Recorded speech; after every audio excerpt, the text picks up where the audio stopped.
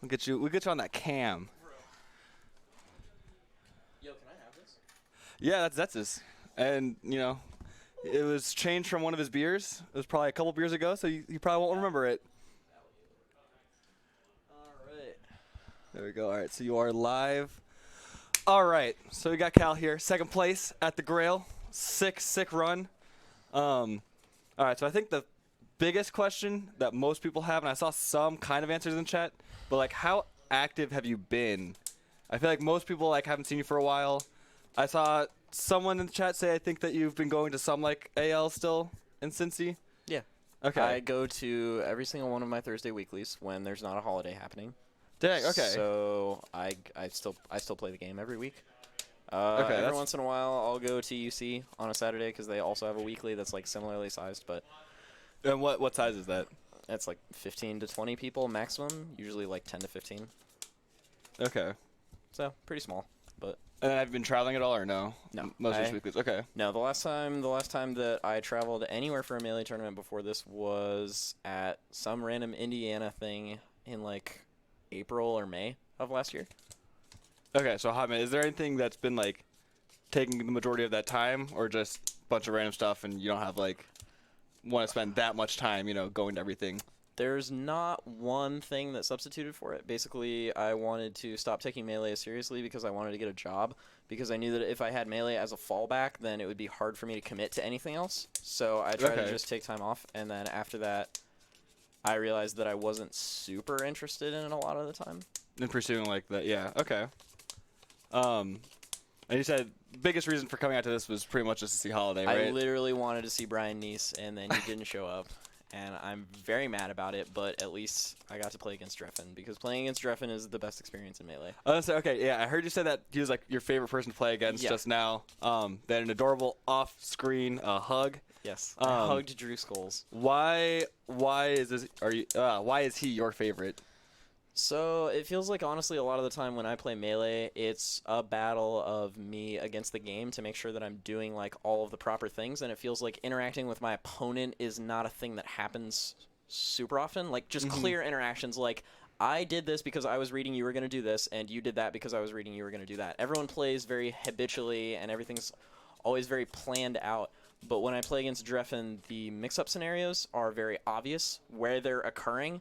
And it feels like there's a lot of good, wholesome, fighting gamesy interaction where it's I'm doing this because I think he's going to do this, and then if I'm right, then I get a huge punish, and if not, then he might just kill me.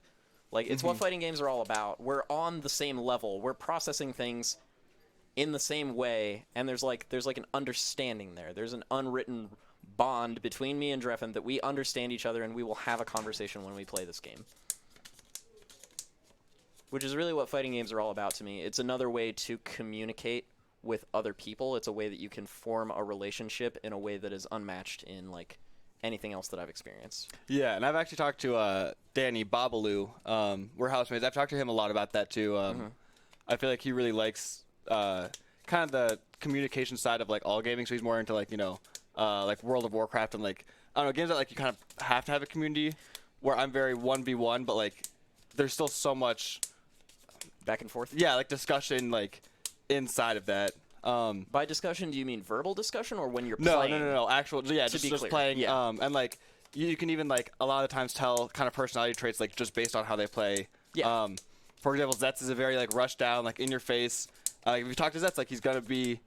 He's not shy, and he's not gonna He's trying to run things. Yeah, he's running. He will let you react to him. Yeah. He's not trying to be the reactionary. He's gonna be retroactive, proactive, or not retroactive, proactive. And he's easily provoked. Yeah. There's just so much, personality and stuff in gameplay. Okay, so that's super sick. So just thinking about other stuff. What about just talk a little bit about your mentality of because especially coming in here from the standpoint of you're here to see not really super try or competitive mode. Yeah. Did that change at all through the tournament? Did you have any okay, now I kind of really want to win it, or any kind of change in mental state throughout the tournament once you started getting farther in bracket? My base level competitive urge is much higher than most people, so since this is an outlet for that, I was pretty competitive through the whole thing. I try to win my pools matches pretty much as as well as I can. You know, I'm more interested at this point in my career about playing well than I am about winning. Winning is a cool side effect of playing well, but if I feel like my opponent is also playing well, as Dreffen was, then I am not disappointed to lose. Okay, and it kind of goes back to that same thing of like, it's not like an execution test anymore. Where like kind of pools is more of that execution test. Like if you're playing well, you'll win, and that's kind of what you're focused on, just playing well. Yeah, but with Dreffen, if I'm playing well, it is not guaranteed that I win. Then you just get to play. Yeah, you get to play the actual. I get to communicate with Dreffen on a personal level. Yeah, it's just taking that whole like sentiment of like, you don't really get to play the game until like you've played the game for like 5 years. And this is like an even another level on top of that where like we've played each other a lot. Yeah, a lot of people think they're playing the game and then they're doing something else. Yeah. But at the start of the tournament, from my first pools match, I had a lot of nerves and my hands were like really shaky and I was nervous. And then whenever I thought about playing Dreffen, I felt that familiar like pit in my stomach where it's just like there are a lot of tournament nerves that don't go away no matter how long you play the game. And especially since I've been away from it for a long time, there were a lot of nerves. I mean, if you watch me in the player cam in my videos, I am visibly reacting to everything that's ever occurring. So I'm very like into it, I'm feeling it, and I'm feeling the pain of my mistakes, and I'm feeling the satisfaction of my successes. So it got better as the tournament progressed. Like it sort of peaked, and then it like leveled off, and then it started dropping and dropping again. Like as your I got, nerves, you mean? Or like my confidence. So my nerves were going up as the tournament progresses, and then I win winners finals in a commanding fashion, and I understand. Dude, the four stock was gross that last game. And I understand that the battle is not even close to over, and my nerves peak, and then it's like it's going to be difficult to come back from that. I managed to stabilize a couple times, but it was like difficult to come back from. Dreffen is a very worthy opponent, and I know that no matter how many times I beat him, it's not going to be any easier the next time. Yeah. I went up to someone and I was like, this is not over. He's coming back with a vengeance. He's pissed now. I've lost from this position many, many times before. I know what's about to happen here. And I knew it was going to be hard, and I lost. And I'm okay with that, Yeah, I fought pretty well. There were a couple things that I messed up, but... And it was you both playing well rather than both not play, Both of us were playing pretty well. Okay, sick. I guess probably like around the last thing, do you think you'll be, going to more things coming up, or is this, maybe if Holiday is signed up for the next one? Holiday signs up for All them. right, so if I get Holiday to sign up, yes, I'll put him in the title, and that'll put you in the title. I will come to the next one if Brian Neese signs up. All right. You heard it here first, folks. Brian Neese, please. Even if you pre-reg and don't show up. That's true. I'll still show up. If you want me to come, just sign up. Just sign up. If you are one of my close good friends, just sign up. I'll be here. I gotta see you. You know who you are. It's like not even very many people. But before we end, I would like shout-outs to Evangelion. Shout-outs to Evangelion. Shout-outs to Gaki, whose tag I wore. What exactly is Evangelion? It's a TV show that has a great deal of personal meaning to me. It's like a deconstruction of human behavior towards the end, and I find that I relate to a lot of the problems that the characters go through, and it's really well done. Sick. Yeah. So there's that. I think there was someone else. Shout out to any Magic players who may be watching me. I honestly was actually thinking about asking you, because I know you were pretty into Magic, and I've seen you, pull out the cards and stuff at other tournaments. Yeah. Do you do that competitively? Do you go to tournaments at all? I would not describe myself as competitive. Other people would describe me as competitive because I attend weekly tournaments, because that is the only way that I can play to a level that I enjoy, but I will not travel for it because I don't feel that there's consistency there as a competitive game that I want to try to pursue. Interesting. Okay, so like the base level though is kind of like your melee. Up until this point, your like melee intake of like you do it on a weekly basis because like you just like in competing and you just like doing it. I enjoy the game a lot.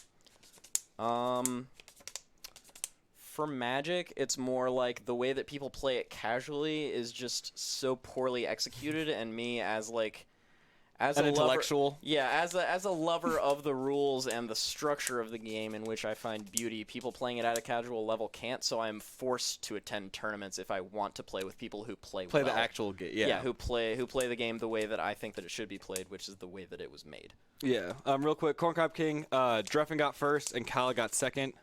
Who got third? Zealot got third. Zella got third, yeah. Yeah, dude, this bracket for this was just crazy. The amount of like good people that showed up. There was a lot of skill, but it was kind of top heavy. Yeah, yeah. But I'm definitely on that Magic train of like the bad side where like I don't know really what I'm doing. I just make my own decks and like play it. And I've had good people talk to me about it, and I'm like, yeah, that sounds really cool. Like if I can invest more time into it. And money. It would be cool. That's very cool. Yeah. Yeah, When you're actually expecting them to like call out certain moves and like you can recognize decks Yeah, a lot once you get faster. to the point where you're bluffing and you're understanding what other people are playing so that you can learn a matchup rather than just having to guess about things. But you know, everyone likes different things about it, so that can be what other people enjoy. It's just I don't like reading my opponent's cards. Yeah. It's way better when you know what's going on. I think that happens with every game that you can play pretty much. There are so many levels. I know in StarCraft there's one thing where someone started an upgrade on a building and then canceled it, and the commentators were like, "That's so sick," because like if the other person's really good, they're like A, scouting, B, looking at it, C, so like, they react to the fact that he's building they're it, assuming that you're doing something from it. And like a bad player is not going to do any of that. A bad player exactly. you just wasted whatever time you took to do that, and that's not a game that they're playing. Yeah, they can't recognize it. Yeah, they don't know what's See, who's this guy? Corncob King? No, the other guy. Oh. This large pigeon gentleman. Oh, BFP. Competing addiction. Yeah. So I just apply my competitive mindset to literally everything that I care about. Everything that I care about, I do it in the same way, which is why I've been able to take a break from Melee, and I'm still roughly the same. Yeah, I'm still roughly the same skill level that I was before, because what matters is that I'm still practicing thinking in all the same ways, and I'm practicing the same things. Like, I'm still used to... Well, I'm not even that used to tournament pressure, but I used to be used to tournament pressure, so it's like a thing that I can... It's habits that I can fall back into.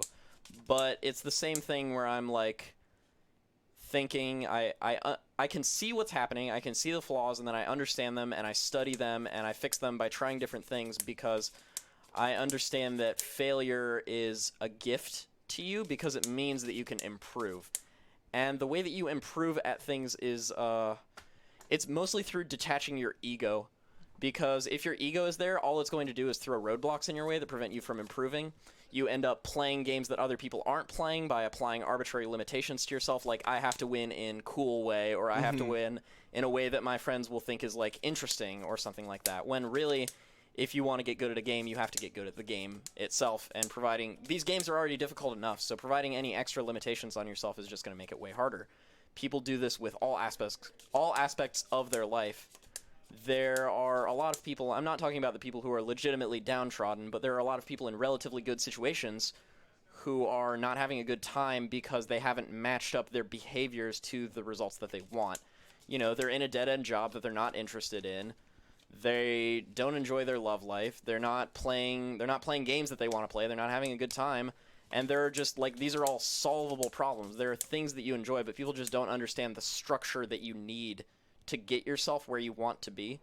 And I feel like through great amounts of studying and also natural intuition, I've gotten to the point where I can sort of like affect the change that I want to see in the world. So I see fighting games as a method of doing that, where it's like, here's an easily influenceable thing with a framework and structure that people have agreed upon that fights, like, it challenges things that I'm interested in challenging, you know, like execution and quick thinking and practice and all of these things that I think are interesting. So, you know, I do it as a way of communicating with other people and as a way of bettering myself and as a way of affecting change in the world, because it's a lot easier to control a character on a screen than it is to control like the stock market or your life, like just like life in general, honestly. Yeah.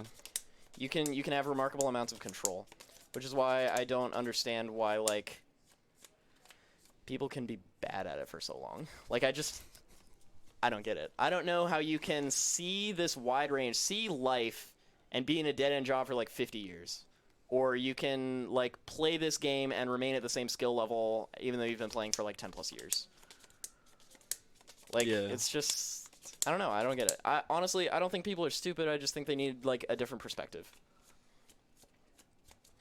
Yeah, I feel like the observation, like, I don't know, it all like stems kind of from the same thing of just like, not like wanting knowledge, but almost, like you have to like be looking for something. You can't just be content and be like, this is how the game is, and like, I'm cool with it. I'm going to play like this the whole time. I mean, there's nothing wrong with that at all. That's perfectly enjoyable. The game should be what you want it to be.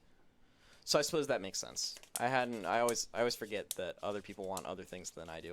Yeah. Sometimes it's hard for me to get perspective too. Let's see what people are saying. It's too much to be the best. Yeah, with the failure stuff and the beginning of your sentiment. Right, leave.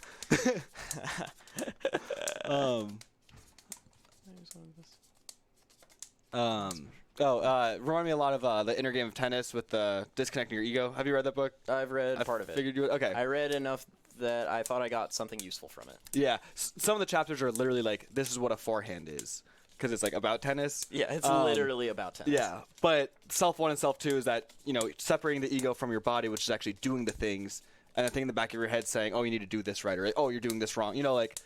It's all about separating that and letting your second self learn how to do the thing by just doing it and failing and not having these attachments of like, putting a lot of emotion that behind definitely it. plays into a part of it, I think. It's really hard not to let your emotions take control of your actions, but it's really like necessary. Good to not do. Yeah. It's really necessary to excel in things. Mm-hmm. As someone who has excelled in at minimum one thing, I will say. All right, so it is getting a little bit late. Is he gonna say anything? Okay, maybe just saying hey. So we are gonna wrap it up. You did most of your shout-outs already. You want to shout out anything again? No, we're good. All right, sick. Well, thank you so much for coming out. I'm so happy you guys came out. So happy this is as successful as it was. Good to talk. Thanks for listening. Thanks for watching. Thanks for tuning in. We're out.